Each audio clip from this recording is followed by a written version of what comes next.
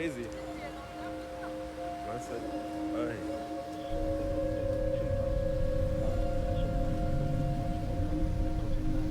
കൂടുതൽ കാലാവസ്ഥ അപ്ഡേറ്റുകൾക്കായി നീതി 24 സബ്സ്ക്രൈബ് ചെയ്ത് ബെൽ ബട്ടൺ കൂടി അമർത്തുക.